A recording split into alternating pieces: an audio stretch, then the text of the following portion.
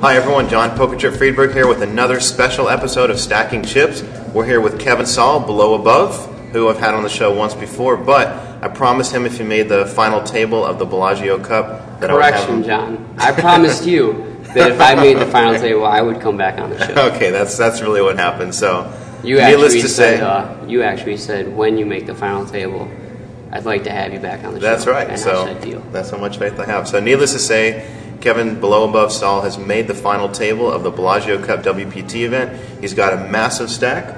Kevin, tell us about the situation right now.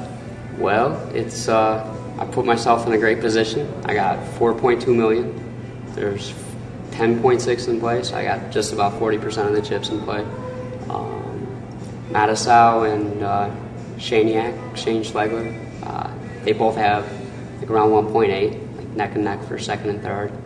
And then the other three, Danny Wong, Eric, and the other gentleman I think he's Russian, I'm not even trying to pronounce his name, they're all between like 800,000 and a million, but it shouldn't be a crapshoot like most WPT final tables. Well, they changed the structure finally. Yeah, this is supposed to be the experimental one, and we're actually, instead of having 60-minute levels, Jack McClelland has found a way to get us 90-minute levels throughout the rest of the tournament and use the Bellagio structure. So thank you, Jack, for that. Jack's a great tournament director, by the way. Just in case you. Oh, hey, Jack. He is great. He is great. But so if I'm not mistaken, and then when we get heads up, it's 60-minute levels. Okay, but it won't. In the past, it was 60-minute levels and 30-minute levels, and you lose so many hands from the. Plus, they adjust the blinds so much, but they're sticking to the standard schedule now. Size rule. We got 75 minutes at 12K, 24K with a 3K ante. And you have then we go to 15, 30, 20, 40. I mean, it's just, there's going to be so much play. But when we were talking, Shania kind of said something interesting last night afterwards. We were talking, and he was like, we had 15 really tough players, coming down to the final table, and somehow we got to the final table in like an hour and a half. Tournaments are tournaments, and despite the structure, people find ways to go broke. So the action might still be fast. I imagine it's going to be slow in the beginning. I know my plan is to just do what I've been doing the whole time. Well, let me interrupt you for a second. So, if I'm not mistaken, you've had the chip lead in this tournament nonstop. Maybe with the exception of day one when you built up the chip lead by the end of the day. But have you ever not been in the chip lead in 5 days? I ended the day, each day, with the chip lead. Okay. I had 262,075 chips at the end of day 1A. And then there was a guy with 180,000 during my flight. But then the two chip leaders from the other flights had 130,000 and 100,000. So like I had 2-to-1 at least on those guys. And then at the end of day 2, I ended with 564,500 in the lead. Yeah, which is actually doubling my original stack, and then coloring up the extra 150, which were no longer in play, to a $500 chip, and I exactly doubled it. And then yesterday I just kind of slight balloonage, just destroyed everyone. And okay, so you're one of, at least in the online world, and now you're proving yourself to be in the live world also. I mean, you're definitely one of the best big stack players out there. Now, what is it? Like, let's talk about some hands that you use your skills, your big stack skills, to maintain this chip lead. I mean, it's very rare that we see somebody be a chip leader at the end of day 1, day 2, day 3, day 4. I don't know if this is day 5 or day 4, but it's very unusual that happens. And certainly, I don't know that it's ever happened in the World Poker Tour. I haven't really. We had a hand before the dinner break, I think it was. The blinds were 8K and 16K. And the guy wants to know what I had, and I'm not going to say it on this because this is probably going to air before the final table is over. But the guy to my right, I had gone to raise. He looked at the clock, realized we were on dinner, and folded. And I said to him, that was probably a good move. And I looked down to my 2 hole cards, and I made it 48,000 from 2 off the button. And the guy in the cutoff called the 48,000, and the guy in the big blind called. And the flop came down 9-7-6 with 2 hearts and a diamond.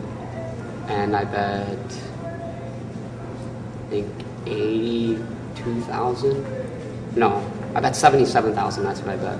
Because I was trying to give off like maybe perhaps a bet tell, and I might have 7-7, but which would be middle set, and then make him think that, whatever I was trying to make him think. But the cutoff called, and the big blind folded, and the turn was a 9, pairing the top pair.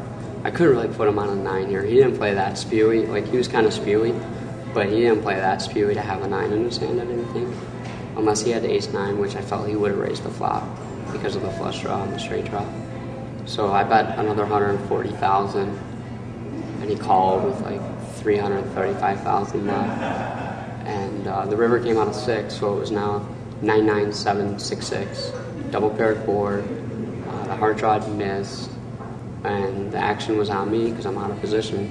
And I looked over and I saw Kim, the beautiful WPT girl who's been interviewing me the whole time. She kind of winked at me because I had a big pile of chips. And at that point, I grabbed 400,000. Basically moved the guy in. He thought for a while. And he said he was contemplating calling with King 10 of Hearts on the river for King High. And he ended up folding. And that's basically how my day's gone. There was another situation where... Well, why was he calling you with the King 10 high? Well, he King 10 of Hearts. He there's thought a flush draw and a okay. gutter ball. And then there was another situation where I had raised ace 10 from under the gun. At that same level, I made like maybe 46,000. I folded around the big blind called, and the flop came 9-7-6. He checked and I checked. And the turn was a king, and I felt like that was a good card to represent. And he checked, and I bet maybe 70,000, and he called. And then the river was an 8, giving me the straight, and he checked. And I just took a stack of 200K, and I bet it, and the guy called with like maybe 250 behind. And he looked me up, and I had a straight, and I took down a very nice pot. And that's basically how my day went all day. When I wanted them to call, they called. And when I wanted them to fold. Now, is that because, do you feel that you've been doing a good job of getting it in people's heads and under their skin? I just think my reads have been dead on. And my reads of whether or not my opponents would fold if I needed them to fold. Not saying in the first hand I needed my opponent to fold. But I'm just saying in general. All right, I had Queen 8 of diamonds. But I missed my straight draw. King High was good. But just trying to delay putting it up as long as possible.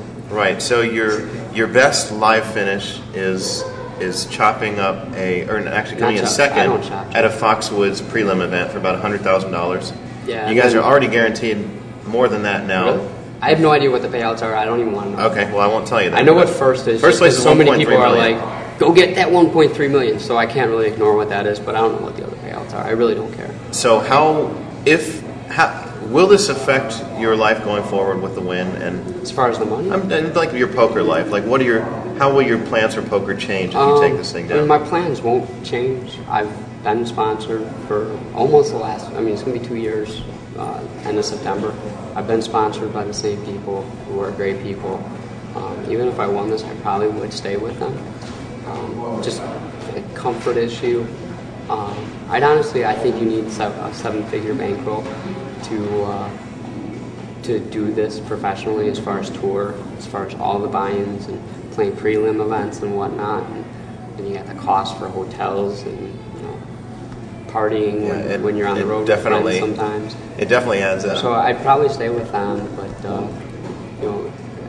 pretty much if I get first, the first thing I'm going to do with the money is set up my 3 nephews, Timmy, Tyler, and Kyle, and my niece Madison with college funds. So I didn't go to college. I understand if they wouldn't go to college, but I want them to have that option. I don't want finances to be a reason for them to say no to college. What you should do is go ahead and put that money in PokerStars accounts for them. So if they don't use it for college, then it can be their poker bankroll I'm going to put some kind of stipulation on the money where it has to be used to college, or I'll be involved with it some other way with to benefit them Right. in life in the future. Well, that's nice. So one more question for you before I know you have to go. You guys are Yeah. getting close to I have to go grab kick my off time parents here. upstairs. My mom and my stepdad flew in, so That's nice. Everyone's here, and I'll be railing you also, by the way. my dad tried to get off work, but he couldn't. He was That's too heartbroken. bad. So what is your strategy? You're going in. You have 40% of the chips in play with 6 players left. Are we going to see typical Bologna style where you're just going to be steamrolling the table, or do you plan on sitting back a little bit and letting some of these other players go after each other? I'm probably gonna. I'm not gonna be a nit in the beginning, but I'm not gonna probably look to open every time it folds to me. I'll probably sit back and see what everyone's doing and what they're about. I have a pretty decent draw where Eric and the Russian guy, who no disrespect to them, but it's more of a respect factor to the other 3 players. They're to my immediate left.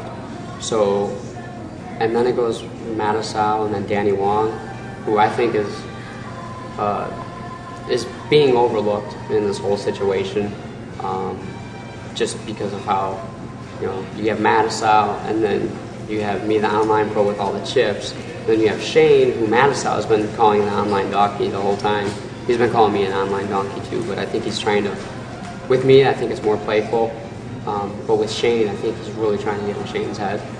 But I have direct position on Shane, and then Danny, I'm going to have position on 4 or 6 hands, and then Mattisau, it's just indifferent in the beginning. So I like my position as far as having the tougher players on my right. Well, definitely Shane to me seems like the toughest competition there. Well, so it's good to have position on him.